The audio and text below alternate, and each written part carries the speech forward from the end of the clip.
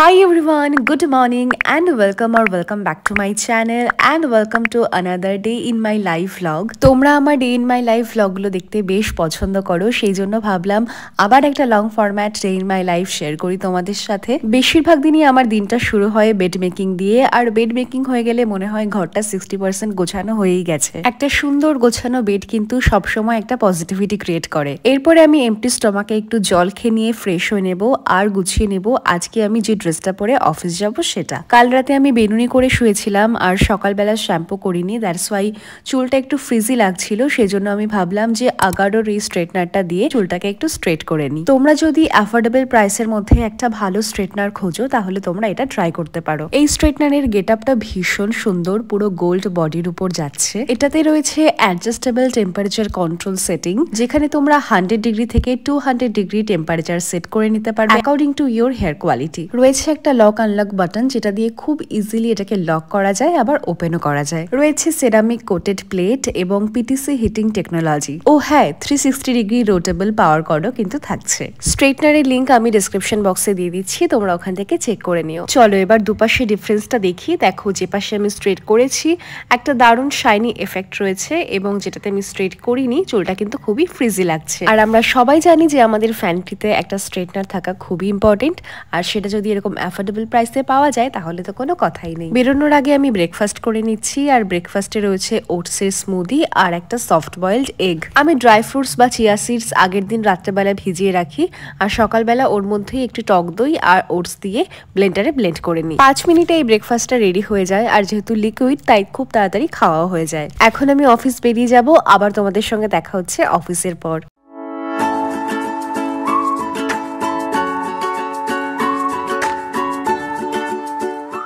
আমি জাস্ট ফিরলাম অফিস থেকে, এখন 5টা মতো বাজে। আর দেখো আজকে এই পার্সেলটা 5টা বক্স ডার্মাকোর। অ্যাকচুয়ালি ওদের ওয়েবসাইটে অফার চলছিল বেশ ভালো, আর ভাই আমার জন্য, ওর বন্ধুদের জন্য, সবার জন্য অর্ডার করেছে, আর টোটাল 5টা বক্স এসেছে। তো ডিফারেন্ট প্রোডাক্ট রয়েছে, তো এগুলো আমি আনবক্স করব বিকালে, কারণ কোনোটাতেই লেখা নেই কোন প্রোডাক্ট কি আছে, তো আমি জানি না আমারটা কোথায়, তো সবগুলোই খুলে দেখতে হবে।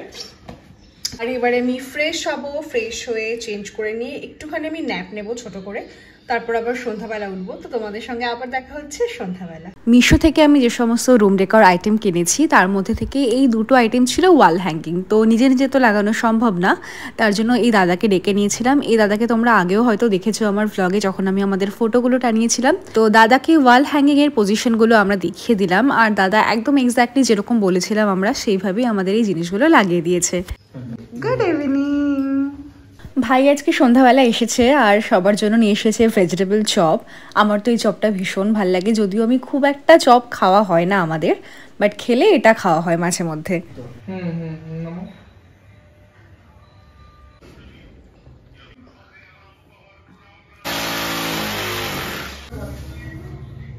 And complete. কেমন লাগছে অবশ্যই জানিও কিন্তু। এবারে আমি চলে গেলাম রান্নাঘরে। বাবা বেশ কিছুদিন আগে কাটা এনে রেখেছিল ভেটকি মাছের, বাট আমি রান্না করার সময় পাচ্ছিলাম না, তো আজকে রান্না করছি। আর আগের একটা ভ্লগে আমি যখন তোমাদের সঙ্গে শেয়ার করেছিলাম যে আমি ভেটকি মাছের কাটা চচ্চড়ি রান্না করছি, তোমরা অনেকে আমার কাছে রেসিপিটা জানতে চেয়েছিলে, তো ভাবলাম আজকে যখন বানাচ্ছি তাহলে রেসিপিটা তোমাদের সঙ্গে শেয়ার করে দিই। সবার আগে যেটা করতে হবে সেটা হচ্ছে খুব ভালো করে মাছটাকে ক্লিন করে নিতে হবে, যাতে ছোট ছোট আঁশগুলো না থাকে। তারপরে মাছটা বেশ কিছুক্ষণ ভিনিগারে ডুবিয়ে রাখতে হবে যাতে মাছের গন্ধটা চলে যায়। তারপরে নর্মালি নুন হলুদ মাখিয়ে মাছটাকে বেশ কড়া করে ভেজে নিতে হবে। এরপরে ওই মাছ ভাজা তেলেই আমি ফোড়ন দেব জিরে, শুকনো লঙ্কা আর তেজপাতা, হালকা ভেজে নেব। তারপর ওর মধ্যে দিয়ে দেব 3-4টে মাঝারি সাইজের পেঁয়াজ কুচি। পেঁয়াজটাকে বেশ লাল লাল করে ভেজে নেব, আর এর মধ্যে দিয়ে দেব আগে থেকে করে রাখা আদা রসুন আর জিরে একসঙ্গে বাটা। আর কষানোর সময় আমি এতে দিয়ে দেব স্বাদ মতো লবণ, হলুদ, শুকনো লঙ্কা গুঁড়ো আর কাশ্মীরি লঙ্কা গুঁড়ো। মশলাটা যখন ভালো করে কষা হয়ে গিয়ে তেল ছেড়ে দেবে তখন আমি এর মধ্যে দেব ভেজে রাখা মাছ।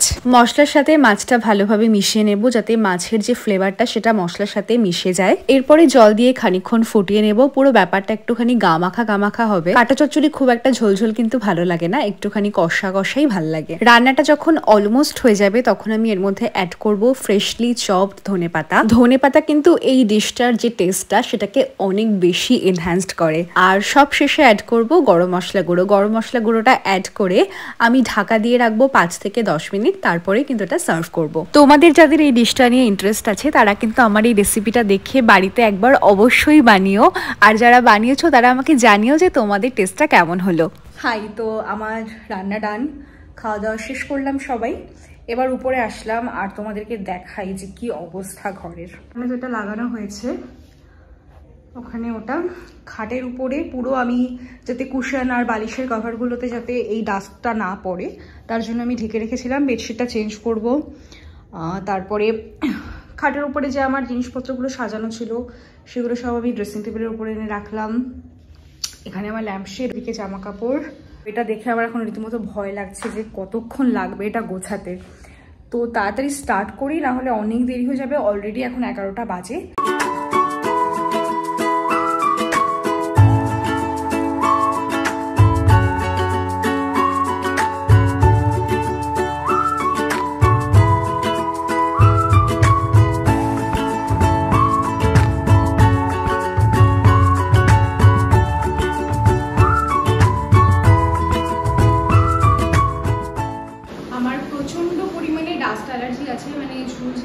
বা বেশিক্ষণ ধুলো ঘাটাঘাটি করলে আমার প্রচণ্ড অসুবিধা হয়। আজকে অলরেডি আমার চোখ চুলকানো শুরু করে দিয়েছে, চোখটা খুব অলরেডি আমার রিলেটেড ফিল হচ্ছে।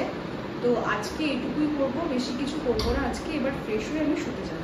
Just look at the mess, ভীষণ পরিমাণে ঘেমে গেছি।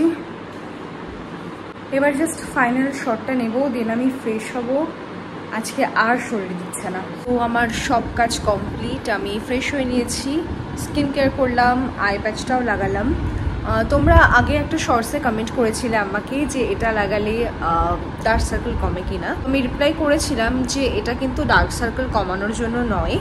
ধরো সারাদিন প্রচুর কাজ করেছি, প্রচুর স্ট্রেস গেছে, আমরা যারা স্ক্রিনে কাজ করি বা বাইরে রোদে যারা ঘুরে বেড়াও তাদের না চোখে খুব প্রেশার পড়ে। তো এটা লাগালে কি হয়, সারাদিনে তোমার চোখে যে ধরো প্রেশারটা পড়লো সেই প্রেশারটা অনেকটা রিমুভ হয়। মানে এটা তোমার চোখে একটা সুদিং এফেক্ট দেয়, বেশ রিল্যাক্সিং ফিল হয়। আর সেই সাথে এটা খুব ভালোভাবে আন্ডার আইসকে ময়শ্চারাইজও করে, যাদের পাফিনেস আছে সেগুলো কমে যায়। তো এই সব দিক থেকে এই মাস্কটা, এই আই সিরাম প্যাচটা কিন্তু খুব ভালো।